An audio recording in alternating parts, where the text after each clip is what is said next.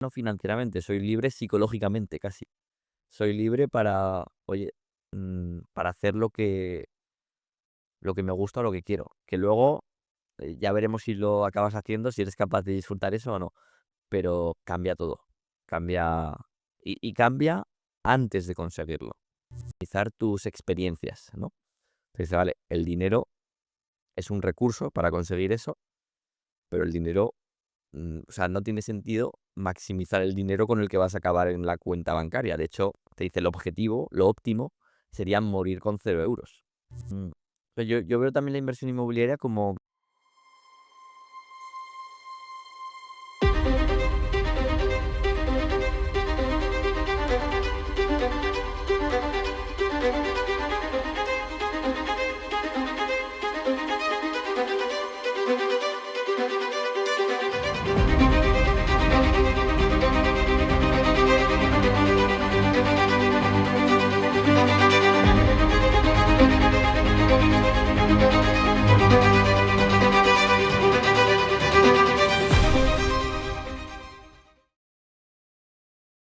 Pues buenas a todos y bienvenidos a Comete tus miedos. Hoy tengo el placer de estar con una persona que ha cambiado la forma en que miles de personas ven el dinero y ven las inversiones. Él es Carlos Galán, el autor bestseller de Independízate de Papá Estado y de Libertad Inmobiliaria.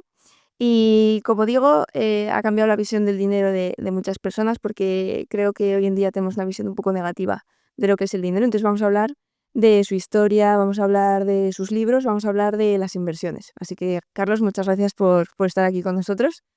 Un placer, Marta. Bienvenido Gracias a por Comete tenerme. tus miedos. Vamos allá. Vamos allá. Pues para empezar, a mí me gusta saber un poco de la persona, ¿no? De dónde vienes y por qué estás donde estás, ¿no? Entonces, la gente te conoce por el término libertad inmobiliaria, pero ¿dónde empezó? ¿Dónde empezó Carlos, no? Sí, pues realmente a mí desde muy pequeñito me apasionó todo lo relacionado ya no con las inversiones, sino en general con el mundo del dinero, con el mundo de los negocios, pues desde niño prácticamente, ¿no? Recuerdo pues que cuando empezaba internet, pues quería ganar algo de dinero y empecé a ayudar a vecinos, a algunos familiares a vender sus coches por internet para empezar de alguna manera, fabricar mis primeros euros, ¿no? O recuerdo también que mi abuelo, que me daba la paga todos los domingos, y bastante pequeño, pues ya le dije a mi abuelo, oye, ya no quiero que me des dinero todos los domingos, quiero que me compres acciones para, oye, tener más ganancias, tener dividendos en el futuro, ¿no? Y de esa forma, pues llegué a las inversiones, llegué inicialmente a la bolsa, que para un adolescente, pues es un mundo mucho más atractivo que el de los inmuebles. Y de esa manera llegué inicialmente a las inversiones. Luego ya a los inmuebles llegué porque cuando yo tenía 12 años falleció mi padre y pues había comprado algún piso para alquilar y algunas plazas de garaje, y poco a poco pues empecé a ayudar a mi madre con esa gestión de, pues oye, vete a enseñar esta plaza de garaje, haz este contrato. Empecé a ayudarla a hacer la declaración de la renta mucho antes de tener que hacerla yo, ¿no? Y bueno, de esa manera llegué a los inmuebles, que era algo que em, inicialmente no me atraía mucho. Me gustaba mucho más la bolsa, que es un mundo como más sexy, ¿no? Que los pisos, que parece que es el negocio de los tontos. Y bueno, de esa manera llegué a los inmuebles, y mucho más tarde pues ya estudié economía y me empecé a interesar más por los inmuebles. Y bueno, ahora si quieres profundizamos en todo eso, pero de esa manera podemos decir que llegué a las inversiones. Y bueno, si dijiste que con 12 años empezaste con el tema de los pisos, la bolsa fue antes. Bueno, A la de... la bolsa, sí, pues compré la primera acción con 15 años. O sea, evidentemente con 12 años no hacía mucho, pero bueno, que empecé a ayudar a mi madre siendo adolescente con esa gestión de los inmuebles.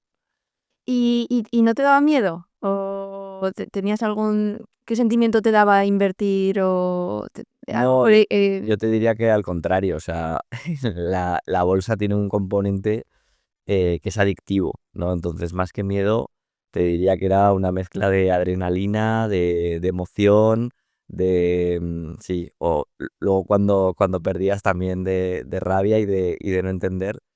La bolsa es que, ostras, es como el mayor casino del mundo, ¿no? Y de hecho por eso mucha gente acaba mal, ¿no? Porque no deja de ser, según cómo te lo tomes, casi ludópata. Y eso, miedo no porque pues, un chaval al final pones algo de dinero, el poco dinero que tienes, entonces no te puede dar miedo.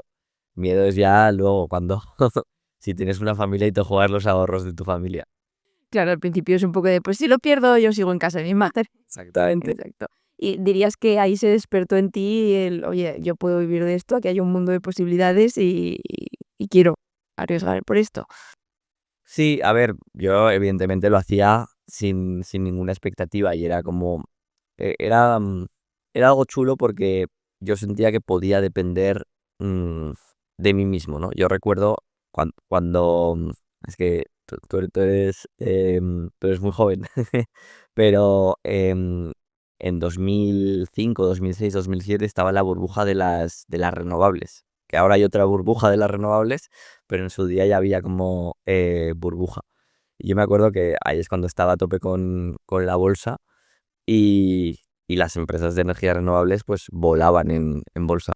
Yo recuerdo que invertí en una empresa que se llama de hecho Solaria, que es de energía solar, y y recuerdo que un día subió la acción un 25% y yo ese día gané 400, 500 euros. Y me acuerdo de que vino mi madre del trabajo y yo pensando, hostia, yo aquí estoy en el colegio, hoy he ganado 400 o 500 euros y mi madre, que ha ido a trabajar y no sé, pues ha ganado 100 euros. Y yo me quedé ya como el más listo del mundo. Y decía, hostia, qué chulo el poder ganar dinero con mis ideas, ¿no? Como anticipando lo que va a hacer el mercado, comprando, vendiendo.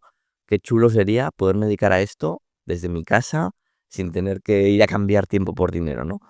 Y, mm, y sí, luego ya te das cuenta de que no es tan sencillo. Pero, pero ahí sí que tenía esa ilusión. Realmente mi sueño era trabajar en Wall Street y vivir de la bolsa. Luego todo eso se fue apagando. Vi que no era todo tan bonito. Pero de adolescente ese era mi sueño. ¿Estudiar economía te ayudó a este mundo o crees que Que va. O sea, para nada. Realmente yo me metí a la carrera de economía pensando que allí iba a aprender sobre inversiones, que iba a aprender sobre negocios, que iba a aprender, pues eso, sobre todo esto y para nada. O sea, al final las carreras, no sé si han cambiado, entiendo que poco a poco irán cambiando, pero al final son muy teóricas. O sea, de las 50 asignaturas que yo tendría a lo largo de la carrera, te diría que me han valido 5 para las inversiones o algo útil para luego manejar negocios, etcétera. Es cierto que el último año de carrera lo hice en Estados Unidos y ahí sí que había un poquito más de vinculación práctica. Em, es verdad que era como todo mucho más sencillo. A veces parecía que estabas en el colegio y que era como, ostras, esto es la universidad. Si es que sí, en eh, Estados Unidos es tienen como, esa habilidad de hacerlo todo como demasiado sí, fácil, ¿no? era como muy básico, era como un juego. Recuerdo que en clase cada uno teníamos un mando tipo esto de los programas de la tele, de verdadero o falso, A, B o C. El profesor nos iba preguntando, o sea, había como quizzes, como exámenes ahí directamente en clase. Y dices, hostia, esto parece de niños. Pero realmente yo ahora lo pienso y esas asignaturas sí que me fueron útiles en muchas cosas, ¿no? Entonces te diría que no, la carrera no me sirvió, quizá un poquito más lo de Estados Unidos. Pero bueno, tampoco me arrepiento. O sea, creo que eso pasa con todo en la vida. Al final tú aprendes haciendo. Y sí, está bien tener unas bases teóricas, pero al final aprendes haciendo. Total. No sé si a ti te ha pasado. Sí, sí, vamos. O sea, yo creo que en la vida es tirarse a la piscina e ir solucionando los problemas que te van surgiendo, ¿no? Y aprendiendo del proceso, por supuesto. Sí, yo creo que también, claro, es que lo piensas y dices, a ver, tu profesor de universidad, o sea, pretendes que tu profesor de universidad te enseñe algo Que no que es. no ha hecho. O sea, el profesor de universidad siempre ha sido profesor de universidad. Entonces es catedrático de macroeconomía, catedrático de estadística. O sea, no es un tío que haya tenido un negocio o que haya invertido en bolsa, ¿no? Entonces es como, pues claro, es que yo creo que hay que volver un poco a lo de antes, a esa figura del maestro y el aprendiz. Oye, ¿tú quieres aprender a invertir? Pues, coño, un tío que lleva 20 años, te vas y que te enseñe y ya está, te vas ahí a Mecenas. aprender. Sí, y de hecho le pagas, de hecho, pues entre otras cosas, por eso están triunfando ahora los cursos, las mentorías, porque es, oye, alguien que lo ha hecho, que lo ves, que puedes ver lo que ha hecho, y dices, vale, yo quiero hacer eso. Pues voy a aprender directamente de esa persona. No voy a hacer un camino raro de, no, yo es que como quiero montar un negocio, me voy a la universidad, porque no. O sea, a la universidad para mí vas si lo que quieres es un trabajo o si lo que quieres es ser profesor de universidad. Sí, yo la verdad es que tengo cada vez más una opinión bastante parecida, excepto las carreras así un poco más medicina y tal. Pero bueno, es tener un trabajo, está claro. Bueno, has dicho que empezaste con el tema de los inmuebles con tu madre, pero ¿cuándo se hace esto grande, no? ¿Cómo empiezas a hacerlo grande y cómo empiezas a querer ayudar a otros? Porque es por lo que se te conoce, ¿no? Por crear comunidades y por ayudar a otros a invertir, explicándoles de manera fácil por qué es así y por qué ganan dinero así, ¿no? Vale. Bien, bueno, efectivamente empiezo a ayudar a mi madre con esa gestión de, nada, 2 pisos y unas plazas de garaje. Y yo ahí lo veía con muy malos ojos, porque yo ahí estaba enamorado de la bolsa. Entonces yo le decía a mi madre, esto no tiene sentido, la rentabilidad que tienen estos pisos es ridícula, porque imagínate, no eran pisos mm, pensados, que se habían comprado pensados para ser rentables, eran pues el piso de soltero de mi padre y un piso que había comprado para que viviera mi abuela, ¿vale? O sea, pisos buenos, entre comillas, que daban una rentabilidad muy baja, del 3%. Entonces yo miraba eso, decía, ostras, esto hay que dedicarle tiempo, la bolsa no hay que dedicarle tiempo, da más rentabilidad, esto es ridículo, ¿no? Entonces yo le decía a mi madre, esto hay que venderlo, meterlo todo en bolsa. Es cierto que luego ya cuando pasaron los años, después de estudiar, después de ver en Estados Unidos cómo hacían la inversión inmobiliaria, y que allí tenían un enfoque diferente, no tanto pensando en, oh, que el piso sea muy bueno y que esté muy bien ubicado, que no sé qué, que no sé cuántos. Y sobre todo usando el apalancamiento bancario, usando la deuda del banco, dijo, ostras, que realmente los inmuebles, si pones una pequeña parte del dinero, compras pisos que estén pensados en la rentabilidad, no que te gusten a ti, no que sean bonitos. Jolín, que aquí en Estados Unidos hay gente que está sacando rentabilidades muy interesantes, además jugando con un dinero que la mayor parte lo ha puesto el banco. Y dije, ostras, esto sí que puede tener sentido, ¿vale? Eso fue ya, pues eso, después de estudiar y todo. Y, y entonces ya empecé a invertir en este tipo de pisos ya por mi cuenta. Y ya después de verlo dije, esto es interesante. Yo en paralelo me voy un poco hacia atrás, en 2015, cuando yo tenía 23 años, después de pasar por la bolsa, que después de la carrera trabajé un tiempo en bolsa, dije, quiero escribir una guía para mis amigos con todo lo que tienen que saber sobre inversión, porque veía a mis amigos, evidentemente, pues con 23 años estaban muy, muy perdidos, ¿no? Y yo diciendo, jolín, es importante que empieces a invertir desde joven, en bolsa me refiero, ¿eh? Y entonces escribí una pequeña guía para mis amigos, para que, con lo mínimo imprescindible que tienen que hacer con el dinero en su vida. Quería hacer algo simple, práctico, que en 2 o 3 horas te lo puedas leer y con eso ya sepas más de manejar tu dinero que el 99% de la gente. Esa guía luego dije, oye, pues la voy a subir a Amazon. En ese momento Amazon llevaba 3 años en España, había llegado en 2012 y además muy poca gente sabía que se podía autopublicar libros, ¿vale? Entonces dije, bueno, yo le voy a poner un título atractivo y lo voy a subir y oye, si le sirve a más gente que mis amigos, fantástico, y si no, no pasa nada.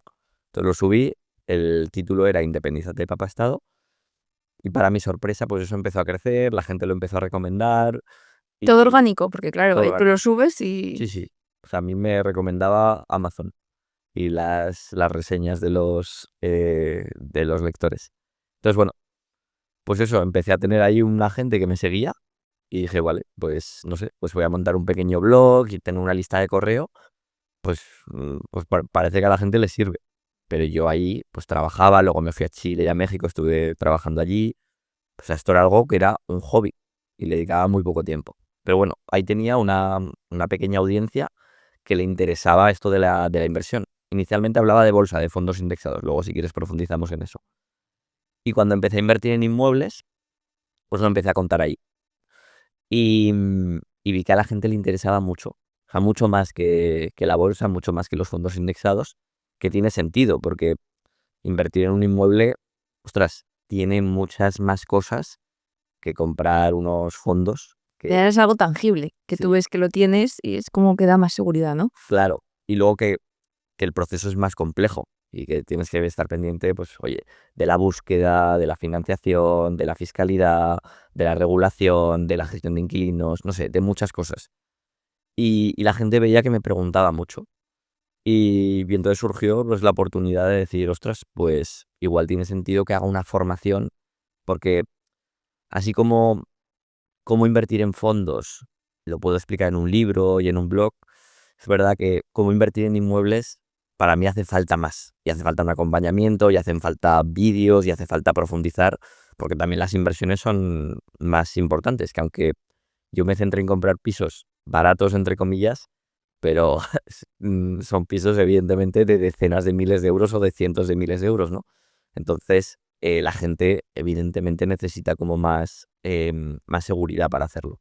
Y ahí surgió Libertad Inmobiliaria, surgió en 2019. O sea, de 15 primer libro, 19 segundo libro. O el libro fue después. Fue Eh, como el proyecto.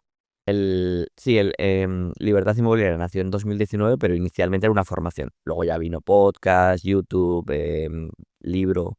El libro de Libertad Inmobiliaria fue 2022. Vale, vale, vale, vale.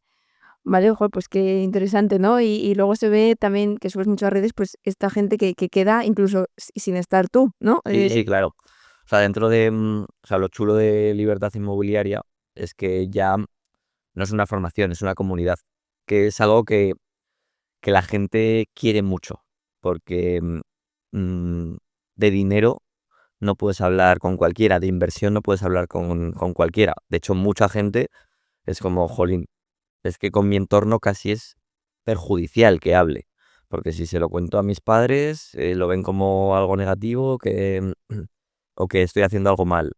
Mis amigos no me entienden, mis compañeros de trabajo no quiero que se enteren.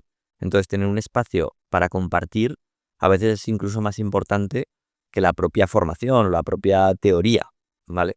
Entonces, sí, sí, eso es muy chulo y hay quedadas, te diría que todas las semanas hay quedadas en algún punto de España. Tienes que estar súper orgulloso. Sí, la verdad es que sí.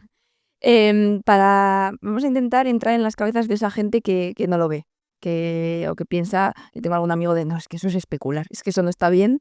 ¿Qué le dirías a esa persona? A ver, yo la verdad parto de la base de que cuando hablamos de ideologías es que es difícil convencer y es que yo ya no lo busco. Es como, pues yo qué sé, es que el que es de derechas va a ser de derechas toda su vida y el que es de izquierdas va a ser de izquierdas toda su vida, creo yo. Entonces, si alguien cree que invertir en vivienda automáticamente es especular, es que ya no me esfuerzo. Yo lo veo diferente, y te explico por qué, pero que es que entiendo todas las posturas y no sé si te diría que las respeto, pero que no intento ya cambiarlo.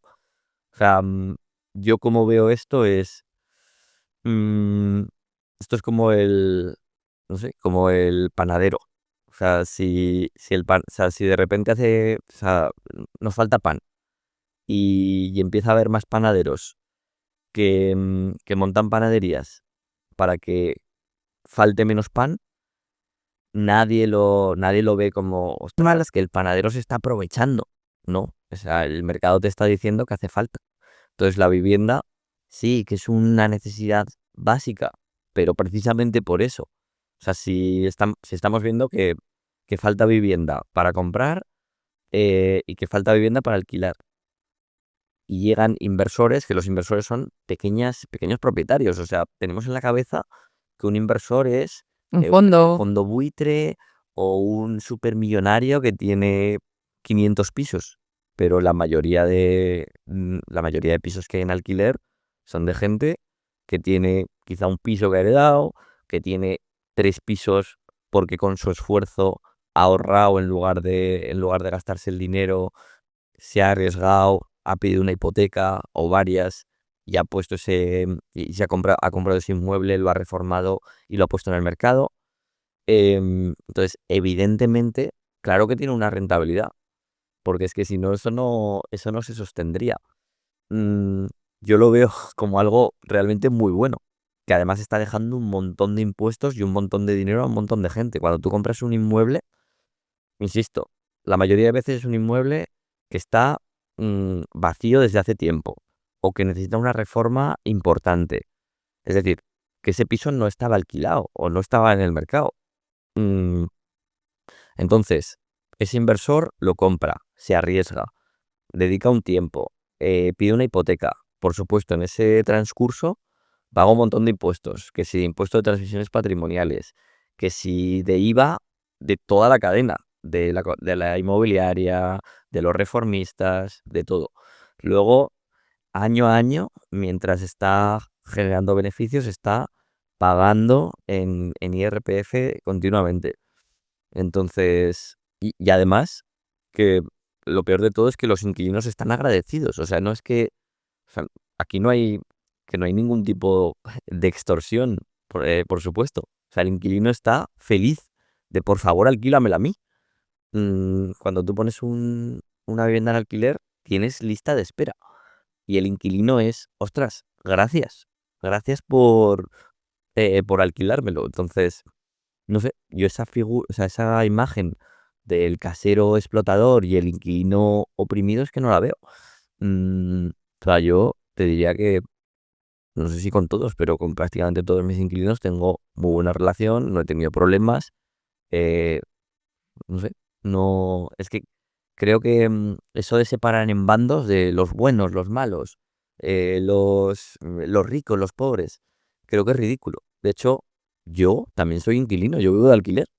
Entonces, y ya a mí no se me ocurre pensar en mi casero como, oh, que es que me está fastidiando, y a ver, ¿no? O No tú has sea, elegido vivir ahí, es más. claro, es que todos somos, creo que tenemos que pensar así. O sea, todos podemos ser productores y consumidores, todos podemos ser caseros e inquilinos, de hecho, es sano. O sea, a mí ahora, lo que te digo es que es tal cual. Yo soy casero, pero también soy inquilino, y ya está, no pasa nada.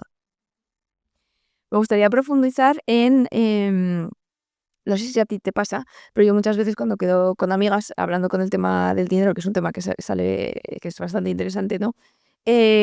Bueno, creo que van cambiando la visión conforme pasan los años, pero al principio siempre era como, no, no, el dinero en el banco, el dinero tiene que estar en el banco porque es que si lo invierto lo puedo perder o si lo muevo de aquí pues no lo veo, ¿no?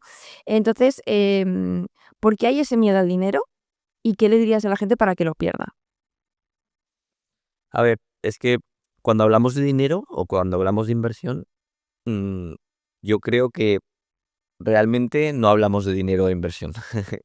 Hablamos la mitad de psicología y la otra mitad de números.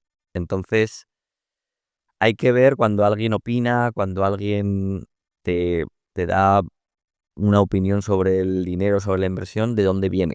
Porque casi seguro que es una creencia, casi seguro que no es porque haya puesto encima de la mesa pros, contras, riesgos, números, y haya dicho, vale, lo óptimo, lo más racional es esto. Casi seguro que viene, pues no sé, esa amiga tuya, si además no tiene experiencia, eso viene casi seguro de su familia o de la opinión de su entorno, de su pareja, de sus amigos. Entonces eso es lo primero que hay que validar, de dónde viene esto, ¿no? Porque hay gente que es como, pues eso, opina, por ejemplo, de la inversión en vivienda. De, no, es que te van a ocupar el piso, te van a dejar de pagar, te van a destrozar el piso, no sé, un montón de cosas y es, oye, pero tú, o sea, supongo que si tienes esto tan claro, o este piso no está bien para invertir, este piso sí, y es, vale, pero tú tienes algún inmueble. No, no, no, no. Entonces, no, pero todo el mundo lo sabe. Bueno, todo el mundo lo sabe, no lo sé. Entonces, creo que, creo que hay que hacer caso a quien tiene la experiencia. y sobre todo revisar esas creencias, de dónde vienen, ¿no? Pues todo eso que has oído en casa, hasta qué punto te está lastrando. Bueno, tú de eso controlas más. Entonces eso es importante revisar esas creencias y entender de dónde vienen. Mm, con el tema de tener el dinero en el banco, de perderlo, etcétera, sí lo puedo entender, ¿eh? Y ojo, que puede haber alguien que después de hacer todo este proceso y decir, vale, pues voy a no quedarme con esas creencias que tengo, pero pone todo en la balanza y dice, oye, que sí, que yo la única manera de dormir por la noche es así, perfecto. Si no es mejor o peor, cada uno tiene que ver en qué punto, o sea, al final la rentabilidad va unida al riesgo. Si tú quieres más rentabilidad, vas a tener más riesgo.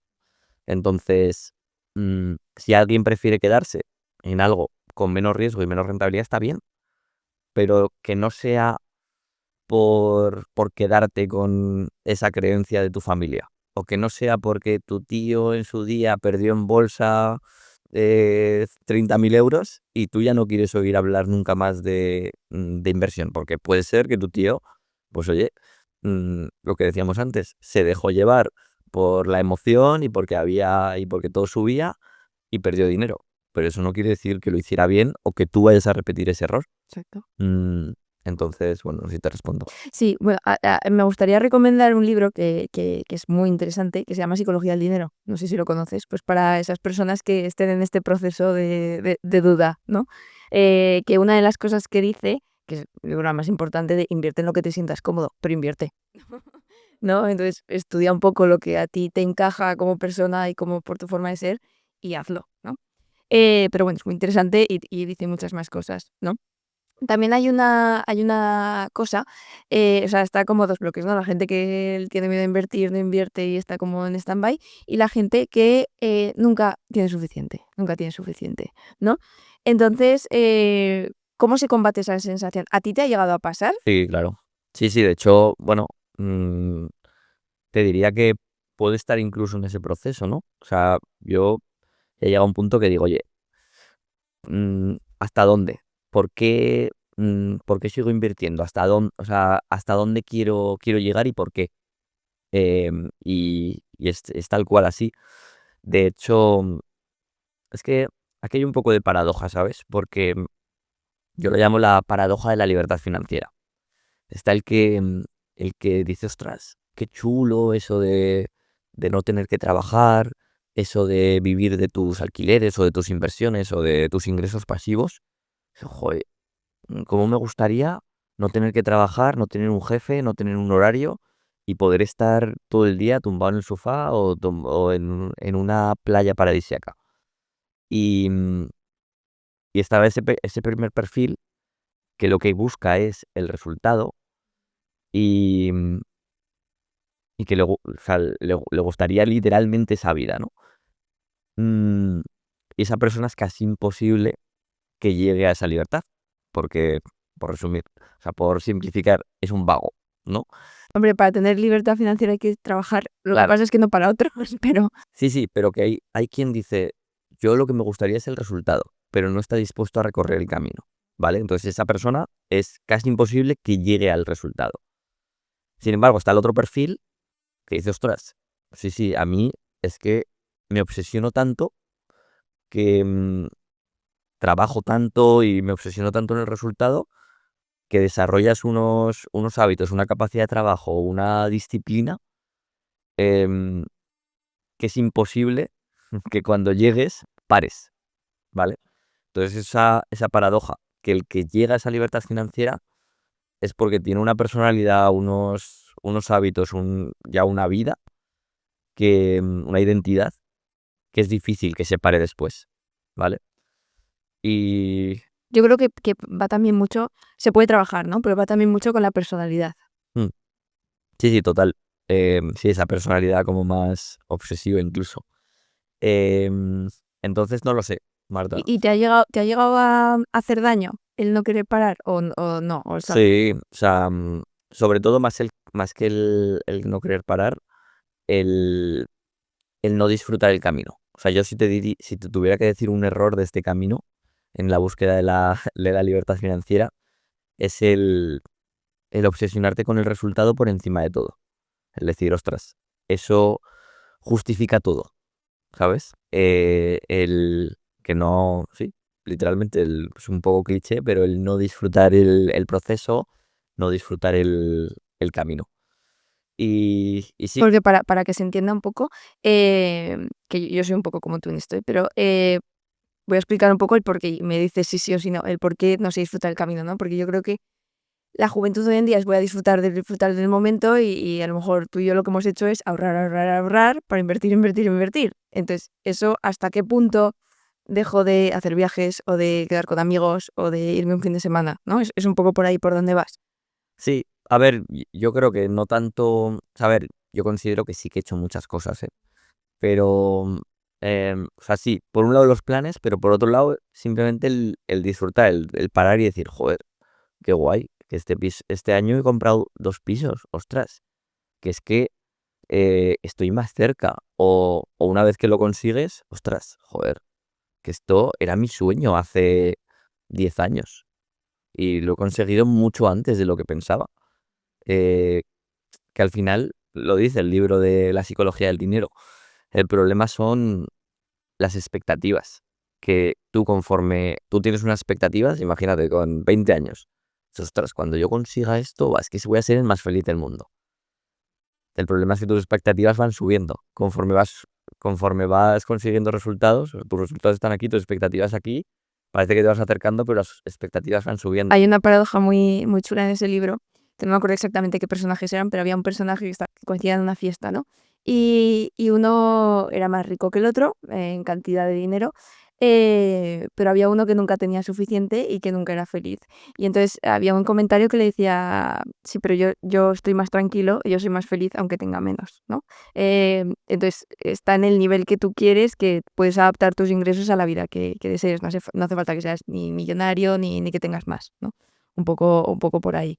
Que es, y luego trabajar la compatibilidad de las dos cosas, de la ambición de seguir queriendo más, pero el estar tranquilo de, oye, que también voy a llevar mi vida. Sobre todo esto, Marta, si me permites un apunte, a mí un libro que recomiendo siempre cuando sale este tema es el de Morir con Cero. Y este libro, sí, yo lo leí como hace 3 o 4 años y realmente me cambió muchas cosas. O sea, para las personas que tendemos a, ostras, pues eso, a posponer Felicidad. sí, esa felicidad o al decir, ostras, voy a ahorrar más para el futuro, eh, esto me lo podría permitir, pero más adelante, este libro te cambia muchísimo la forma de pensar y básicamente, así resumido en un minuto, te dice, es de un ingeniero que piensa como, pues como un ingeniero, ¿no? Dice, a ver, ¿cómo optimizo los recursos que tengo en mi vida? ¿Vale? Y dice, al final el juego de la vida o el negocio de la vida, ¿cuál es? Pues maximizar tu felicidad o maximizar tus experiencias, ¿no? Dice, vale, el dinero es un recurso para conseguir eso, pero el dinero, o sea, no tiene sentido maximizar el dinero con el que vas a acabar en la cuenta bancaria. De hecho, te dice el objetivo, lo óptimo, sería morir con 0 euros. O sea, si tú eres capaz de morir exactamente con 0 euros el día que te mueres, pues fantástico. Has optimizado todos los recursos, has exprimido todas las experiencias y te has quedado con 0 euros que no te los puedes llevar a ningún sitio, ¿no? Y entonces es súper interesante cómo te lo argumenta muy racionalmente. Te dice, oye, un viaje, ¿no? Mm, ¿Cuándo es mejor hacer un viaje en el que te gastas 1.000 euros? ¿Cuando tienes 20 años, cuando tienes 50 o cuando tienes 90? Evidentemente cuando tienes 20 años, porque por un lado lo vas a disfrutar mucho más, esos 1.000 euros te van a rendir mucho más, tienes más energía, incluso lo vas a poder amortizar, o sea, te va a dar dividendos, porque te va a dar experiencias, te va a dar anécdotas, te va a dar incluso aprendizajes durante el resto de tu vida. Entonces dice, las experiencias cuanto antes las hagas mejor. De hecho, te dice incluso que durante los 20, incluso 30 años, que habría que incluso endeudarse para, para tener experiencias. Y bueno, es súper interesante. Te dice, oye, Si tú acabas tu vida con 100.000 euros y yo qué sé, Todo lo que te has dejado por hacer. claro, y tú durante tu vida ganaste, yo qué sé, 25.000 euros de media cada año, pues ha habido 4 años que has trabajado para nada, que podrías haber, o te dice 100.000 euros. Si a ti te gustaba viajar y un viaje chulo te costaba 2.000 euros, ha habido 50 viajes en tu vida que no has hecho. Y tú lo dices y, o sea, te lo planteas, dices, hostia, es que es verdad. Y yo desde entonces he cambiado muchísimo el chip. Creo que, o sea, esto está genial, lo comparto, pero también para esas personas obsesivas, porque mucha gente que no ahorra, yo creo que es importante también Claro, es que ahorrar. cada uno se tiene que conocer. Claro, O sea, casi seguro. Quien lo esté escuchando sabe en qué punto está. Si es más de, ostras, necesito ser más prudente y necesito eh, ahorrar y sobre todo invertir para no depender solo de mi trabajo, de mi fuente de ingresos, y hay quien sabe que está en el punto contrario. O sea, eso es así. por supuesto, pero me lo voy a comprar y me lo voy a leer. Vale, ahora está, el tema de, no, es que invertir es para ricos, ahorrar es para ricos, yo casi no llego a fin de mes. Em, ¿Cómo se gestiona eso? ¿Qué le dirías a una persona que está en ese bucle, ¿no? Como lo comúnmente llamado la carrera de la rata que te aprieta.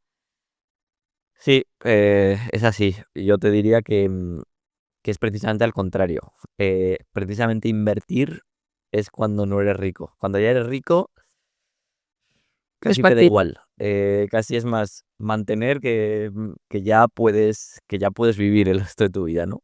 Pero precisamente para salir de esa carrera de la rata es que la única manera es invertir, porque si no siempre vas a estar cambiando ese tiempo por dinero. Entonces, mm, quien no tenga prácticamente dinero, pues evidentemente en inmuebles no puedes invertir. Ahora, pero a lo mejor en unos años sí. Claro, claro. Sí, ese es un buen punto. Que hay quien piensa que, ostras, yo soy así y ya no voy a cambiar.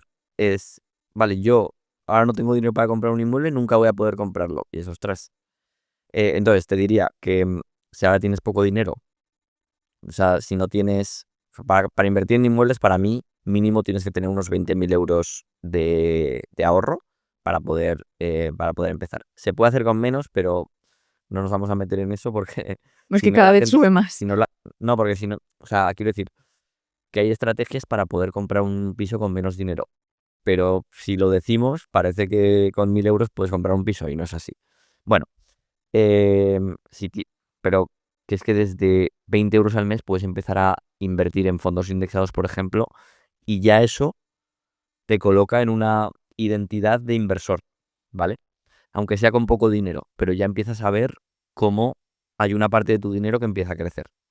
Y luego lo que has dicho, de igual ahora no puedes invertir, pero más adelante sí, yo cada vez más mm, le animo a la gente a que sea responsable de su situación.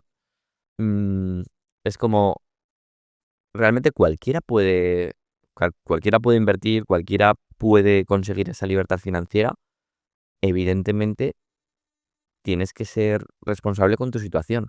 Es como si yo te digo, ¿cualquiera puede correr una maratón? Pues te diría que sí. O sea, alguien menor de no sé, 45 o 50 años, creo que puede correr una maratón. ¿Lo puede hacer ya? No, ni de coña.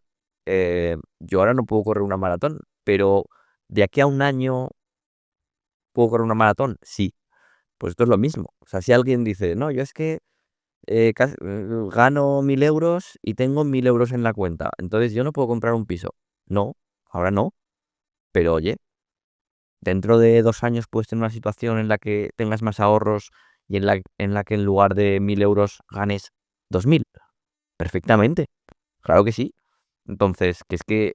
Esto, esto creo que está muy asociado con la inmediatez que hay hoy en día, ¿no? De, oye, pues ahora la gente está invirtiendo en inmuebles, yo tengo que tener un inmueble ya. Oye, no, que a lo mejor esa gente que empezó a invertir en inmuebles tardó 5 años en tener su primer inmueble, ¿no? Un poco de paciencia y de ir poco a poco. Sí, yo, es que ya te digo, yo como veo mucha gente y muchas, pues eso, muchas creencias, muchas excusas muchas veces, y es, no, yo es que, claro, yo es que no tengo tantos ahorros o tantos ingresos. Vale, pues trabaja en cambiar esa situación. O sea, la persona que lo tiene, yo no conozco ningún recién nacido que venga con nómina.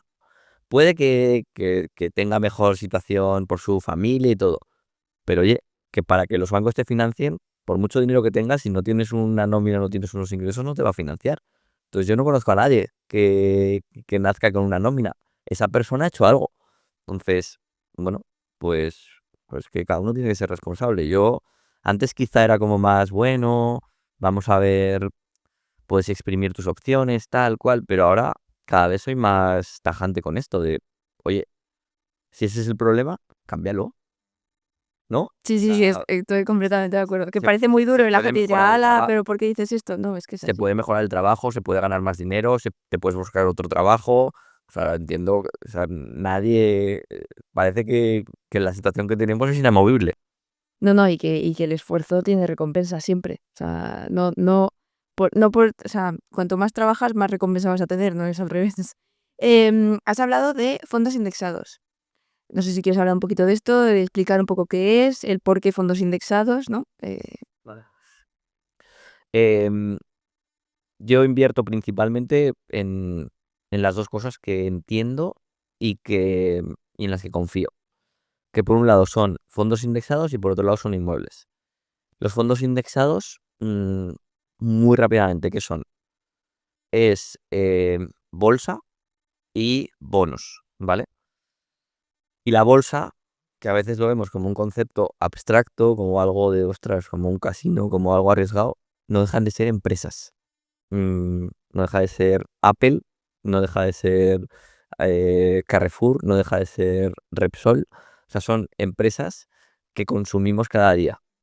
Y en un mundo capitalista, pues la empresa gana, la empresa le va bien porque da un valor a la sociedad, porque da un valor a los consumidores y por tanto genera unos beneficios. Entonces, consiste en ser propietario, al final es eso, ser accionista es ser propietario de todos los negocios o copropietario en pequeña escala, pero al final, ostras, ser accionista de Apple mm, y que las acciones, pues gracias a que son buenos negocios, van subiendo. Entonces, me gustaría que la gente se quede con esa idea de que la bolsa no es algo abstracto y algo arriesgado, sino que son empresas que vemos cada día y que consumimos cada día.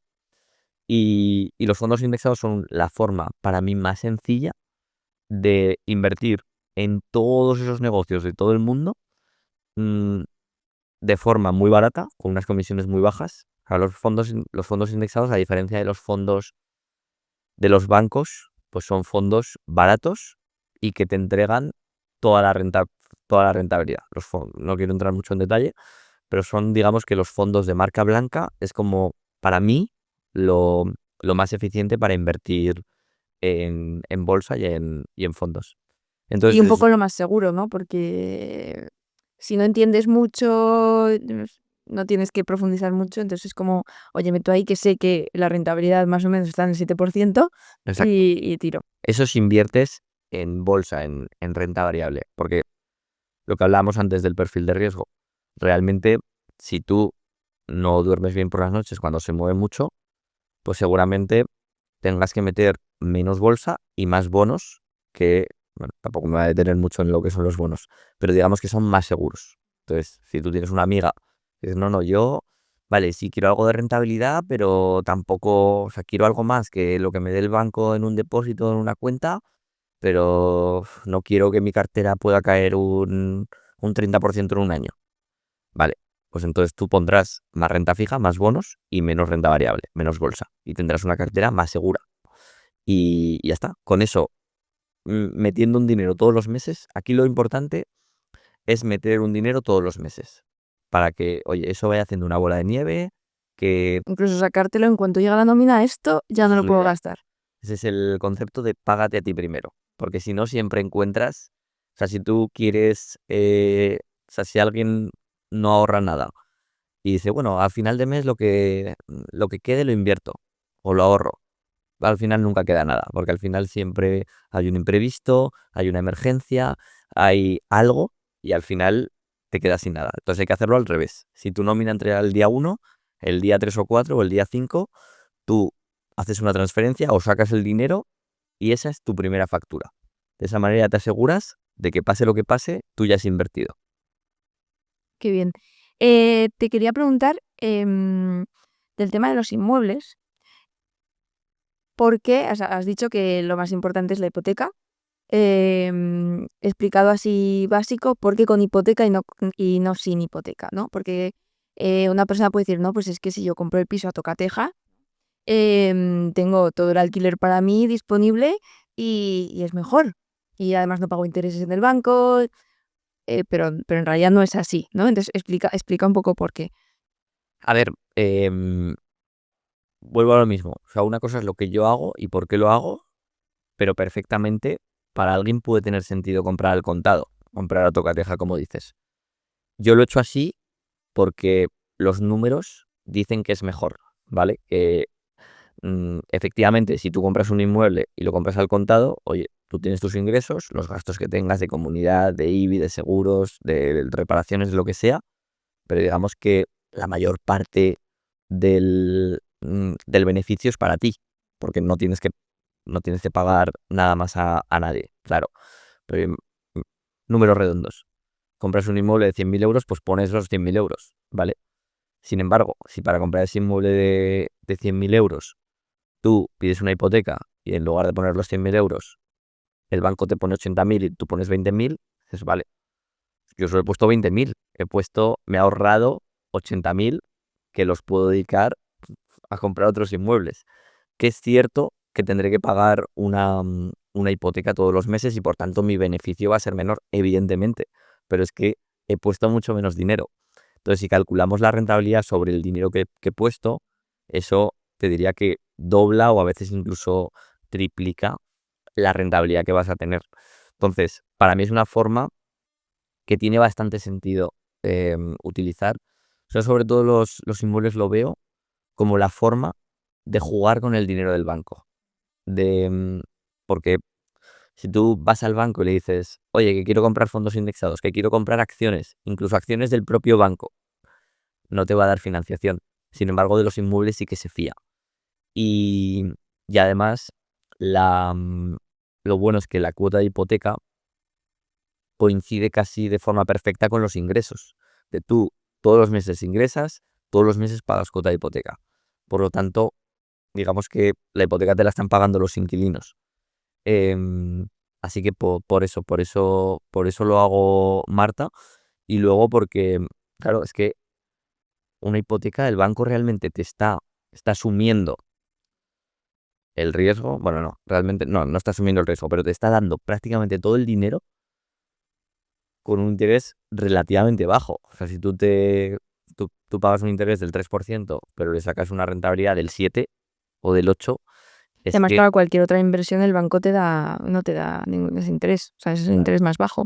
entonces es que, ostras, me parece bastante inteligente además, que lo bueno es que la deuda que tú tienes con el banco, cuando ya sabemos que hay inflación todos los años, de media un 2-3%. Pero si tú, esos 80.000 euros que decíamos de hipoteca, sí, son 80.000 ahora y compras un inmueble de 100.000, pero ese inmueble dentro de 30 años, o menos, dentro de 10 años, ese inmueble seguramente valdrá 130, 140. La deuda con el banco mm, no se actualiza con la inflación. Seguirá siendo 80. De hecho, será menos porque ya habrás pagado una parte. Será de 60. Entonces, ostras, es que es brutal porque tu activo, tu inmueble sube y la deuda no solo no sube, sino que va bajando gracias a la inflación. Lo mismo con la cuota de hipoteca. Si tú, sobre todo si es fija, tú pagas una hipoteca de 300 euros y ahora tienes un alquiler de 700, pero es que dentro de 10 años ese alquiler estará en 1.000. Tu cuota de hipoteca va a seguir siendo 300. Por lo tanto, te estás beneficiando también de la inflación gracias a eso. Sí, sí. Eh, una razón más para que la gente invierta de esta manera, ¿no? Hablas mucho de libertad financiera y hemos hablado antes de esto, pero sí que es verdad que me gustaría incidir en qué significa realmente, ¿no? Eh, y para ti es importante, ¿no? ¿Qué beneficios tienes tú de tener libertad financiera, de no ir a trabajar todas las mañanas? Vale. A ver, libertad financiera, para mí hay dos formas de definirla. O, o bien en cuanto a un porcentaje de tus gastos, de tu estilo de vida, esta suele ser la más normal, es, oye, yo tengo unos gastos para cubrir mi vida de 2.000 euros y pues ahora tengo una nómina y lo voy pagando, ¿vale? Mm, ¿Cuándo seré libre financieramente? Cuando yo tenga ingresos pasivos que no dependan de ir al trabajo de 2.000 euros. En ese momento yo podré dejar el trabajo y mi estilo de vida estará cubierto, ¿vale? También me gusta el verlo en porcentaje porque creo que no es un juego de todo o nada. No es, oye, o soy capaz de cubrir todos mis gastos con mis ingresos pasivos o no merece la pena. No. Si tú tienes unos gastos de 2.000 euros, compras un piso y te cubre 400 euros, ostras, eso es un 20% de tus gastos y eso psicológicamente ya es un cambio súper importante. Es decir, ostras, por supuesto, no puedo vivir con 400 euros, pero ya no dependo todo de mi nómina. Ya voy al trabajo de otra forma y ya veo que hay un camino y veo que esto es posible y veo que, oye, que si en lugar de uno tengo 5 pisos de estos, oye, si he conseguido comprar uno, ¿por qué no dentro de un año o dentro de 2 años puedo comprar otro? Y empiezas a ver un camino, ¿vale? Entonces esa sería una forma de definir la libertad financiera y la otra sería en años, en años que tú podrías estar sin trabajar. De, oye, pues yo tengo un patrimonio, unos de, yo qué sé, 100.000 euros y mis gastos anuales son de 25.000. Vale, pues yo podría estar 4 años sin trabajar. En el momento en el que tú mm, tengas suficiente como para vivir lo que te queda de esperanza de vida, también podría ser libre. Pero eso no es una libertad, o sea, eso es una Sí, libertad un poco ficticia, ¿no? Porque no, cuando se te acabe el dinero tienes que volver sí, a... sí, pero tú imagínate que tú tienes 3 millones de euros y tú dices, yo gasto, no sé, en 60.000 euros al año. Pues puedo vivir el resto de mi vida. O sea, no se me acaba el dinero en los 60 años más que voy a vivir. Pues otra forma. Los ricos, ricos, ricos, realmente, aunque no tengan ingresos pasivos, pueden vivir de su patrimonio. Em, pero bueno, sí, yo lo veo más como, además estamos como programados con eso, ¿no? De, ostras, yo tengo unos gastos al mes, como estamos programados con la nómina, es, vale, ¿cuánto gasto al mes? ¿Cuánto ingreso al mes? Vale, que me llegue, que realmente es una visión muy de empleado, pero bueno, estamos programados así. Y, y eso, ¿qué me ha dado a mí la libertad financiera? Mm, Sobre todo eso, la tranquilidad. Por eso te decía lo de el aspecto psicológico. Es decir, ya no dependo de algo. Ya, sí, soy libre, pero ya no financieramente, soy libre psicológicamente casi. Soy libre para, oye, para hacer lo que me gusta o lo que quiero. Que luego ya veremos si lo acabas haciendo, si eres capaz de disfrutar eso o no. Pero cambia todo. Cambia y cambia antes de conseguirlo. Simplemente, o sea, yo tengo casos de gente que me viene a la cabeza una alumna que es Susana, administrativa, toda su vida, 50 años, em, y que gracias a comprar su primer inmueble es como, wow, mi vida ahora tiene sentido. Es como, esto, soy capaz de generar mi propio dinero. Se me quedó esa espina clavada de, ostras, me gustaría haber emprendido o haber montado algo, pero por A o por B no lo hice. Y ahora, pues claro, con una familia, con esta edad, ya no lo voy a hacer. Pero ostras, es que un piso no deja de ser un pequeño emprendimiento.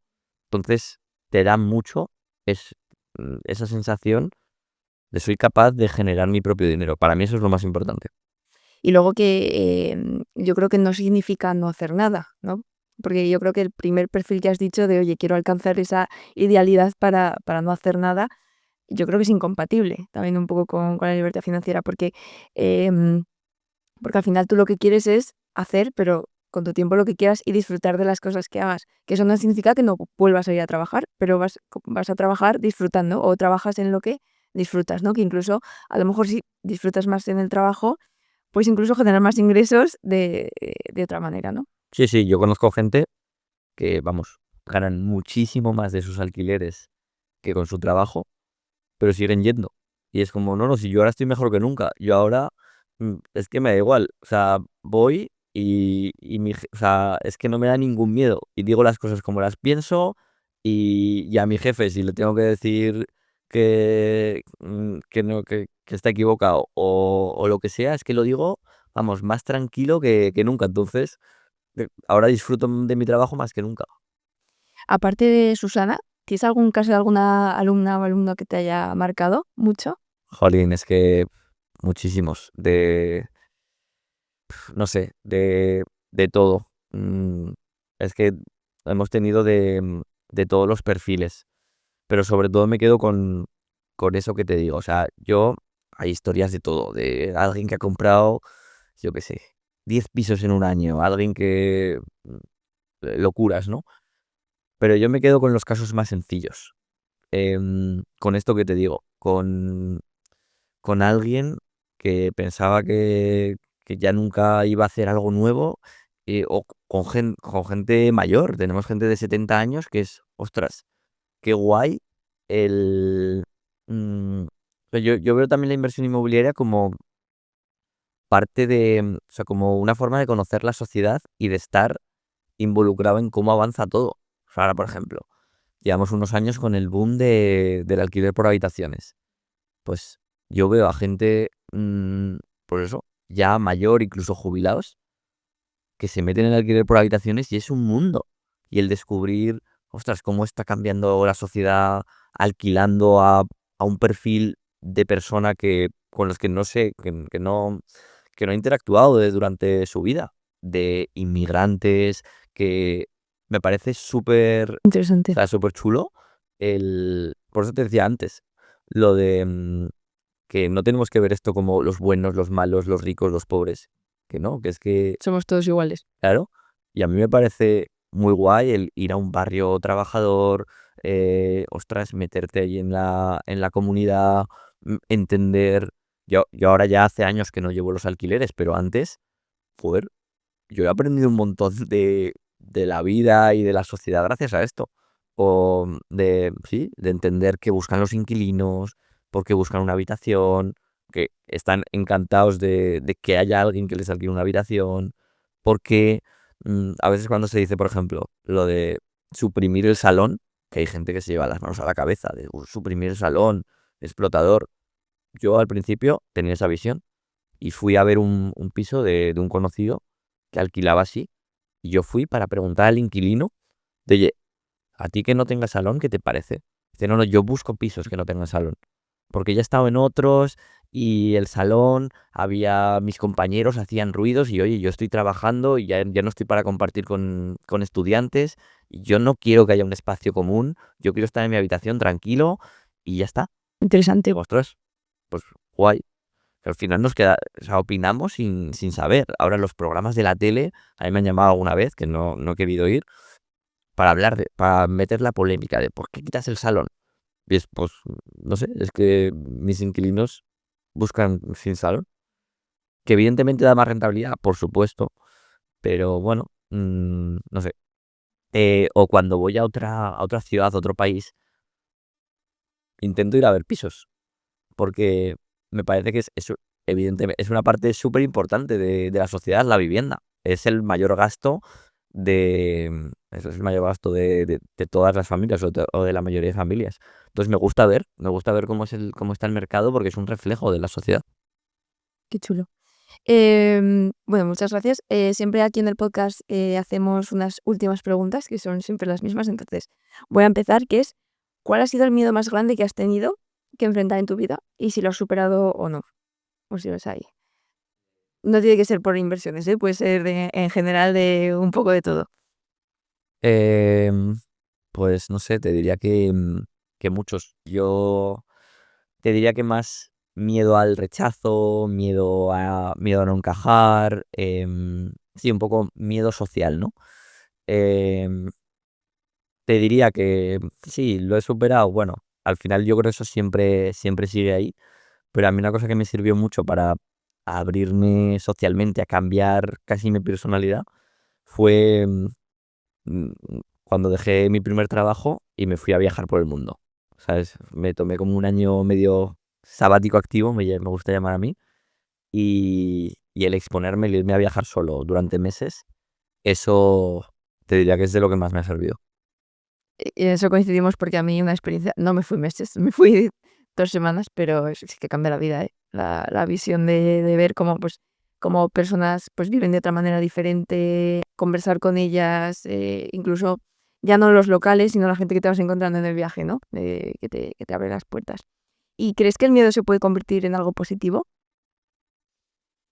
Em, sí, a ver, sí, es un poco cliché, ¿no? Que donde está tu miedo es donde está tu mayor oportunidad. Pero sí que te diría que, o sea, con este ejemplo, para mí, con el ejemplo que te daba del viaje y de superar todo eso, te diría que sí. O sea, todo lo bueno que ha venido después, yo lo atribuyo principalmente a eso. Así que sí, te diría que sí que puede convertirse en algo positivo.